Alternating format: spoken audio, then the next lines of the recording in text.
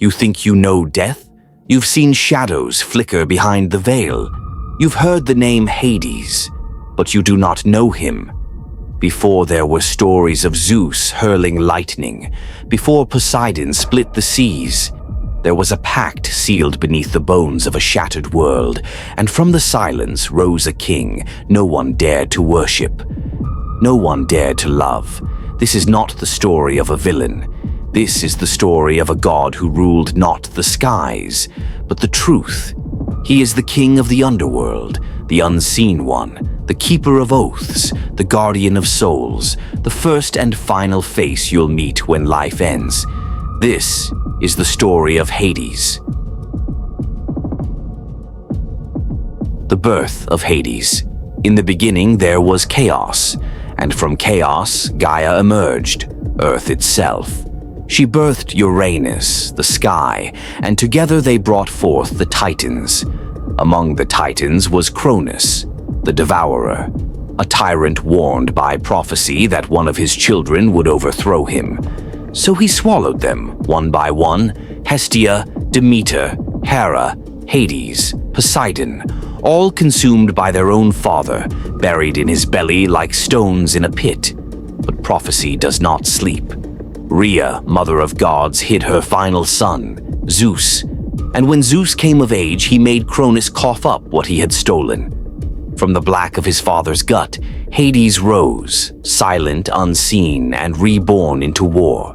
The heavens shook for 10 years. Gods battled titans across the skies and under the earth.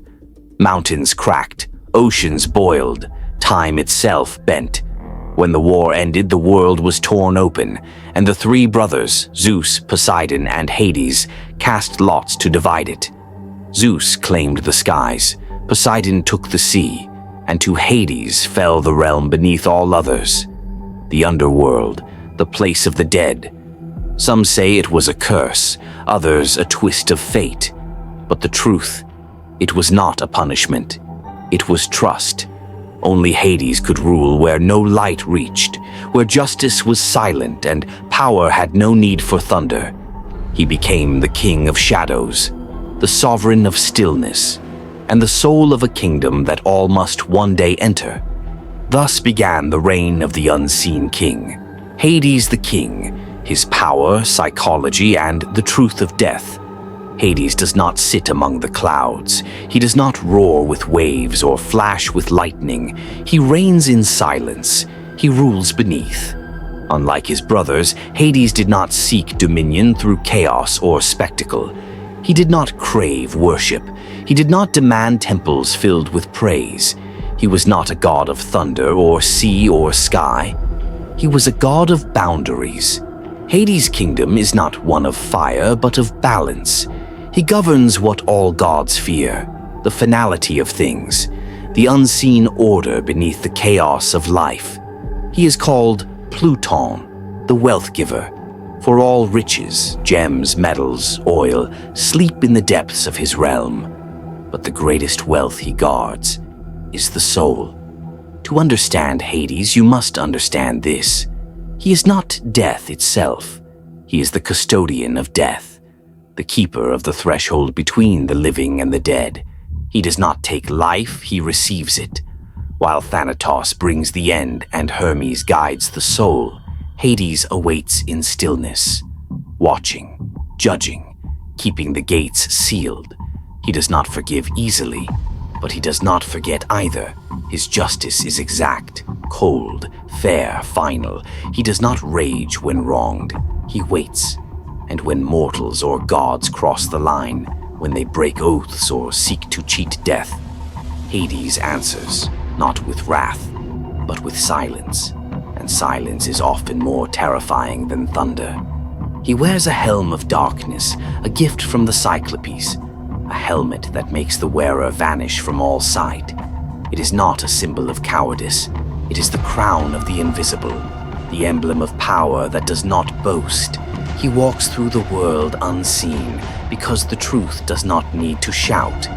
Among the Olympians, Hades is perhaps the most misunderstood. He is not evil, he is not cruel, but he is absolute.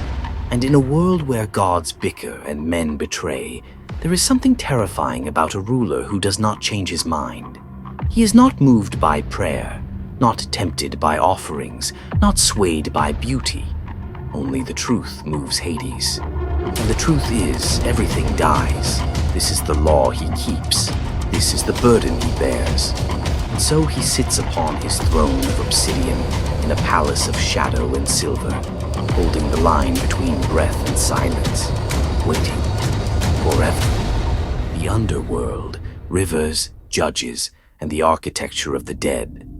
Beneath the crust of the world, far below the roots of mountains and the beating heart of oceans, lies the kingdom of Hades. The underworld.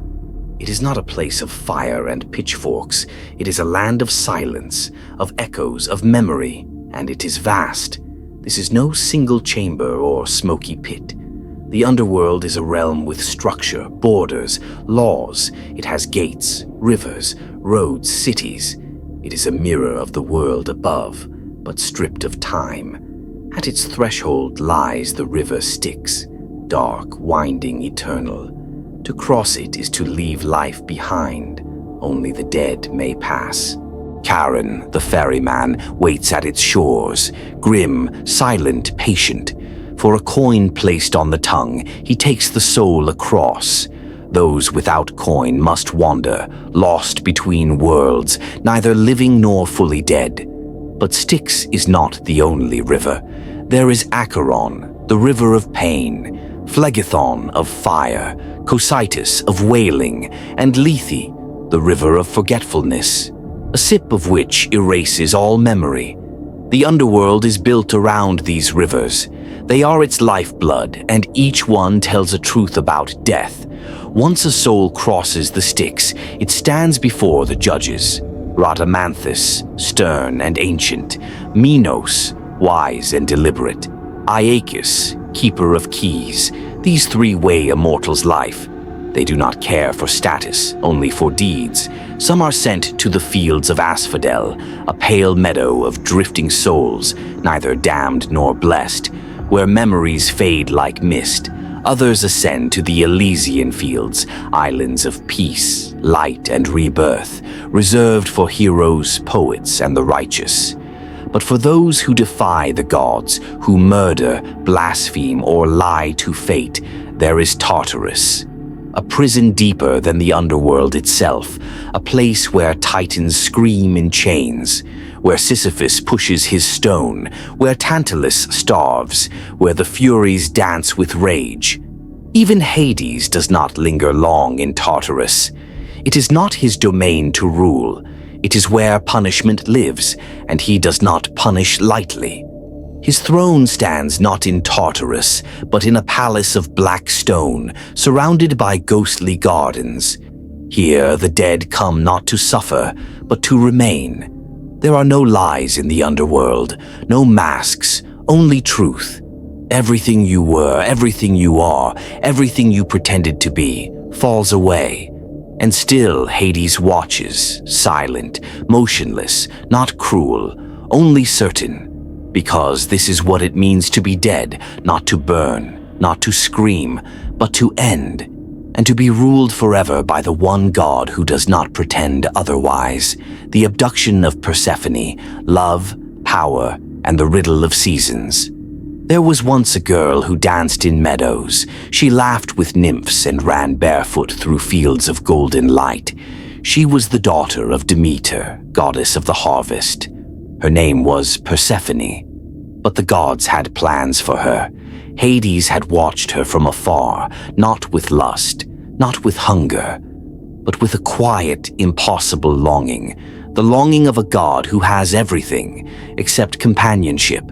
He saw her brightness, her wildness, her life, and he knew she did not belong in his world, but he also knew something else. No one belongs in the underworld until they do. So he made a choice, not with permission, not with ceremony, but with will. One day, as Persephone picked flowers, the earth split beneath her. A chariot of obsidian rose from the depths, and Hades emerged, cloaked in shadow. He seized her in silence, and the earth closed behind them. No one heard her scream. No one saw her vanish. Only the flowers knew. When Demeter learned her daughter was gone, she raged. The skies darkened. The crops withered. Famine spread across the world. Demeter searched land and sea, but no one dared speak the name of the Underworld. None but Helios, the sun god who sees all. And he told her the truth. Hades had taken her.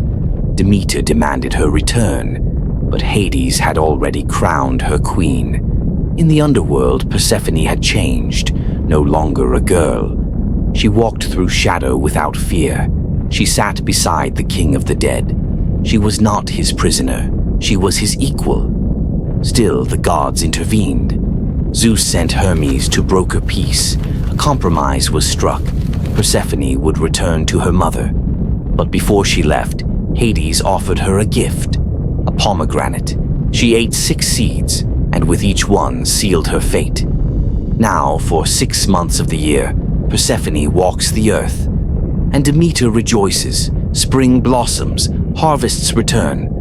But for the other 6, she returns to Hades. And the world grows cold, the trees go bare, the earth mourns. This is how the seasons began, not from science or cycle, but from a myth of love, power, and balance. Some call it abduction, others call it destiny. But in truth, it was something more. For Hades, the god who ruled alone, gained a queen not by war, but by longing, by offering half of eternity to someone who had never been promised any. And Persephone, daughter of spring, became the goddess of 2 worlds, forever split, forever sovereign. Hades and the mortal heroes, Orpheus, Heracles, and the price of passage. Few have dared to enter the realm of Hades while still alive. Fewer still have returned. To cross into the underworld as a mortal is not just a journey, it is a trespass, a defiance of nature, of death, of the sacred line drawn between the worlds. But some were bold enough, or foolish enough, or desperate enough. Their names are carved into legend. The first was Orpheus, the greatest musician the world had ever known. With a lyre gifted by Apollo and a voice that could charm the stars, he descended into the land of the dead for one reason only: love. His wife, Eurydice, had died too soon, bitten by a serpent, stolen from life. And Orpheus, broken by grief, chose to do what no man had done. He sang to the god of the dead. Through the gates, past the rivers, past the 3-headed hound, his music echoed through the halls of the underworld. The Furies wept, Persephone was moved, and Hades, unmoved by war, untouched by prayer, listened. He offered Orpheus a deal. Eurydice would follow him out, but only if he never looked back. Not once, not until they reached the world of the living. Orpheus agreed. He walked the long, dark road, and at the very edge of the world, at the moment light touched his face, he turned, and she vanished. Hades does not make promises lightly, and he does not undo what is broken. Then there was Heracles, a demigod, son of Zeus, tasked with 12 labors to earn his redemption.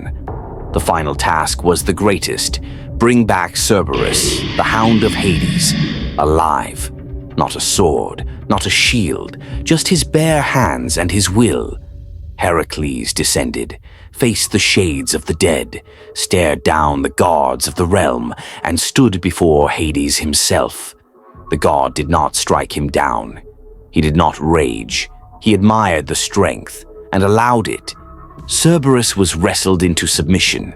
Heracles returned to the world above, the only mortal to drag part of Hades' realm into the light. But not all stories end in glory. Theseus, prince of Athens, sought to kidnap Persephone with his friend Pirithous. Madness or pride, it makes no difference. They entered the underworld, and Hades welcomed them with a smile. He offered them a seat, a simple gesture of hospitality. But once they sat, they could not rise, their bodies rooted to stone, their flesh frozen in time. This was not violence, this was the law. You do not steal from the god of the dead. Theseus was eventually freed by Heracles, but Pirate House remains, even now, a warning. To challenge Hades is not to face wrath, it is to face inevitability, the slow, quiet power that does not need to punish. It only waits, and once you are his forever. Symbols, beasts, and sacred power, Cerberus, the helm of darkness, and the spirits of the deep, Hades, does not walk with thunder. He does not command tempests or shake mountains. His power is quiet, cloaked, and absolute. But it is not without symbols, not without signs. The first is the helm of darkness. Forged by the Cyclopes during the war against the Titans, it was given to Hades not to protect him, but to perfect him. This helmet does not simply conceal, it erases presence, it removes identity. With it, Hades becomes the unseen force, the shadow between thoughts, the cold breath behind the neck, the knowing that death is near but invisible. It is not a weapon. It is a truth made manifest, that power does not need to be seen to be feared. It was this helm that allowed Hades to move unseen during the Titanomachy, striking from silence, vanishing before the enemy knew he was there. Even gods fear what they cannot perceive, but Hades' dominion is not kept by relics alone. He is guarded by beasts, creatures as sacred and misunderstood as their master. The most feared of them is Cerberus, three-headed, massive, chained with souls, eyes that see in all directions, and a mouth that no mortal could silence. Cerberus is not a predator of the dead, he is their warden. He does not stop the souls from entering the underworld, he stops them from leaving. Some say each head sees the past, present, and future. Others say each head hungers for a different kind of soul. But Cerberus is not cruel. He is loyal, and he does not balk without reason. Even Heracles, who dragged him from his home, was met not with rage, but with resistance. For Cerberus serves one master only, and to serve Hades is to be incorruptible. There are others in Hades' court, less famous but no less powerful. The Erinyes, or Furies. Born from the blood of Uranus, they punish the unpunished. They dwell in the shadows of the underworld, sniffing out the scent of guilt, whipping the minds of murderers and traitors. They are not under Hades' control, but they respect his rule, and he respects their justice. Then there is Thanatos, death incarnate, a figure cloaked in silence with wings of ash and fingers like ice. Thanatos does not slay. He touches, and the flame goes out. Even he bows before Hades, and at the edges of the underworld wander the shades, the souls of the dead, colorless, weightless, stripped of pride and pain. Some whisper, some scream, some stand silently, staring into nothing. They are not tormented, they are not free, they are simply what is left. The echo after the voice, the shadow after the flame. All these beings, creatures, spirits, gods, exist not in chaos, but in order, because that is Hades' greatest power, to impose structure on the unimaginable, to govern what no one else would dare, and to do so without fury, without vanity, without fear. The underworld is not just a place, it is a system, a machine of judgment and permanence, and Hades is its heart. Temples. Without priests, the cult, worship, and fear of Hades. Hades was a god, but unlike his brothers, he was not worshipped in joy. There were no festivals in his name, no grand hymns sung beneath golden domes, no parades through city streets. His temples were rare, his statues even rarer. And when they did exist, they were buried in shadow, hidden at the edges of the world, near caves, near graves, near silence. For to speak the name of Hades was to invite him. To acknowledge death was to summon its attention. The Greeks called him by other names, Pluton, the wealth giver, because all riches came from beneath the earth, and all souls too returned to him. He was also known as Eubuleus, the good counselor, a title used when invoking him softly, carefully, as if trying not to wake something ancient. There were no priests of Hades, only initiates, only those brave or mad enough to walk the thin line between life and the deep. He had no cult that danced, no prayers that praised, only oaths, vows made at tombs, secrets whispered at night.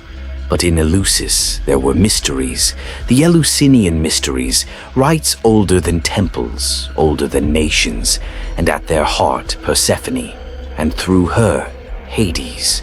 To those who were initiated a promise was given, not of escape from death, but of understanding. To know Persephone's descent and return was to glimpse the cycle, the truth that death is not the end, that something waits beyond the silence. In these sacred rites, Hades was not feared, he was accepted, because to reject him is to reject the world itself.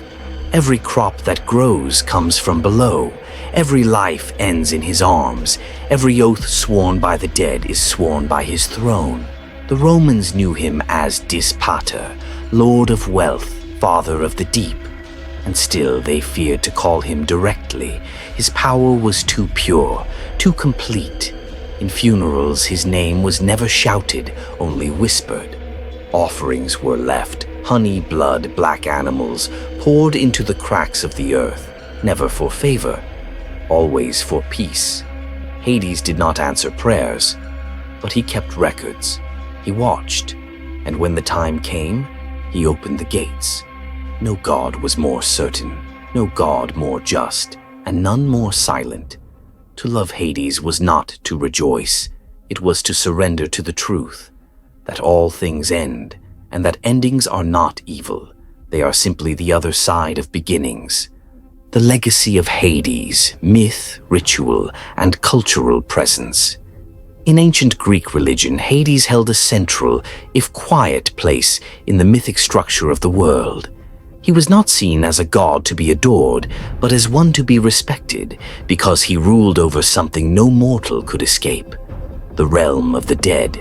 Hades' domain, the Underworld, was viewed not as a hellish punishment, but as a final resting place.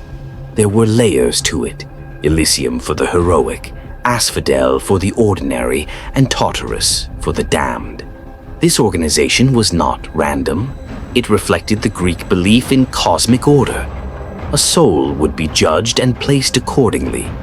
While Hades did not actively seek worship, he was honored in rituals related to death, burial, and oaths.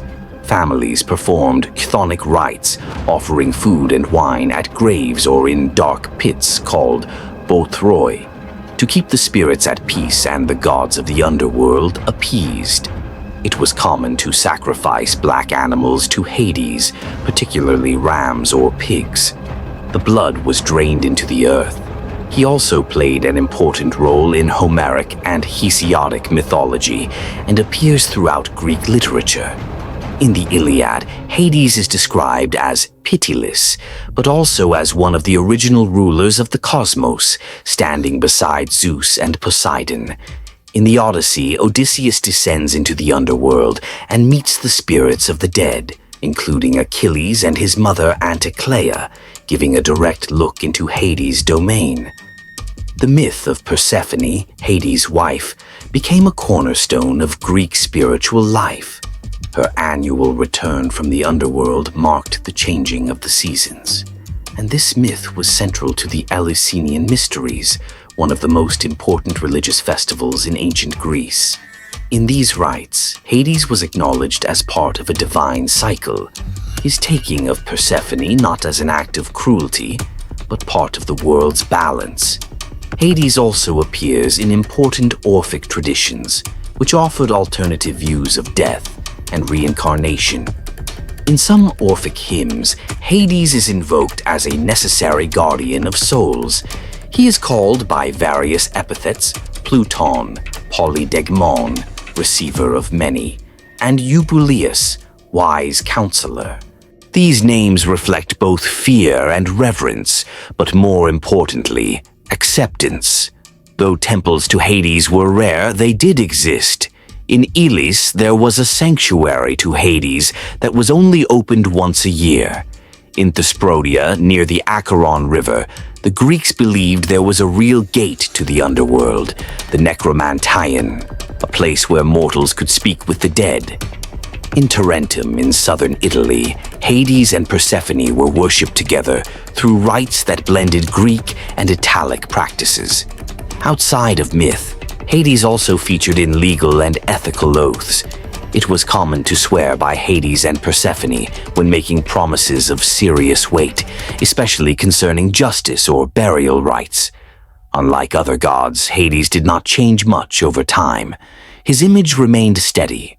A stern, just ruler seated on a throne, often holding a scepter or a cornucopia, symbolizing not destruction, but control over the riches of the earth, both material and spiritual. As Greek culture spread through the Mediterranean, the figure of Hades transformed slightly under Roman influence. He became Dispater, or Pluto, and was sometimes merged with Orcus, the Roman punisher of broken oaths.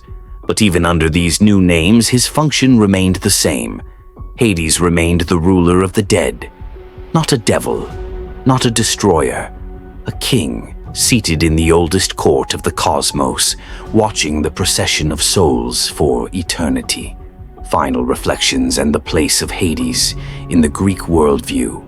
In the structure of the Greek cosmos, Hades was essential. The Greeks believed in a world ordered by balance between sky, sea, and underworld, between the living and the dead, between chaos and law. Zeus ruled the skies and justice, Poseidon governed the sea and earthquakes, and Hades presided over death, the afterlife, and the unchangeable fate of mortals. But his role went deeper than simply being a king of the dead. Hades represented stability in a world filled with uncertainty. Once a soul passed into his realm, it could no longer be touched by fortune, war, disease, or betrayal. There, in the underworld, all were equal. Kings and slaves walked the same pale fields. Great warriors and forgotten farmers met under the same gray sky. This concept of a realm beyond status, beyond ambition, was critical to the Greek idea of fate, or Moira, and Hades was its gatekeeper. He was not a bringer of death, but a ruler of what death revealed. He did not choose when mortals died. That was the work of the Moirai, the fates. But once a soul crossed the threshold, it became his responsibility. Through this role, Hades held a unique power, not just over mortals, but over the gods themselves. Even the Olympians were bound by death. Even they could not undo the finality of the underworld. When gods made oaths on the river Styx, the sacred river flowing through Hades' realm, those oaths were binding, and breaking them brought punishment no god could escape. This made Hades one of the few deities whose power rivaled that of Zeus, not through thunder, but through finality. In myths and literature, Hades is rarely active. He does not interfere in mortal wars or chase personal glory. He appears in stories only when necessary, when death, justice, or the boundaries of life are threatened. And when he acts, it is swift, measured, and absolute. This restraint, this constancy, gave Hades a strange kind of purity in the Greek worldview. Where other gods fell to temptation, wrath, or vanity, Hades remained steady. A presence, a boundary, a ruler who never abandoned his throne, even when the world above tore itself apart. To the Greeks, this was not coldness, it was strength, it was order. In a world shaped by war, politics, shifting fortunes, and natural disaster, the knowledge that one god maintained the rules of death gave structure to life, even in his rare acts of love, such as with Persephone. Hades never ceased being what he was, a sovereign of endings, a husband of shadows, a necessary part of the divine whole. He was not adored. He was not hated, he was accepted. And when the time came, every mortal would enter his realm, not as conquerors, not as beggars, but as equals, passing through the gates of the underworld and vanishing into the kingdom where memory fades and silence is the law. The unseen king. You have heard the tales, the origin of the god born into darkness, the ruler who did not rise in thunder, but descended in silence. You've walked his kingdom, crossed the rivers, stood before his throne, seen the heroes who dared enter, and the souls who could never leave. You've watched him take a bride, not for conquest, but for balance, for a world that turns because of death, not despite it. And now you know what few ever dared to say. Hades was never a villain. He was a necessity, the third brother, the last king. In the end, he is not the god who ends the story. He is the god who ensures that every story ends.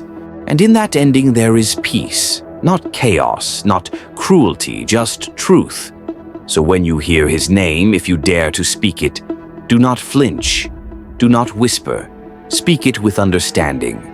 For in the silent halls beneath the world, in a palace of shadow and stone, the unseen king still reigns, and when your final breath slips from your lips, he will be there, waiting, not as your judge, not as your enemy, but as the one who welcomes you home.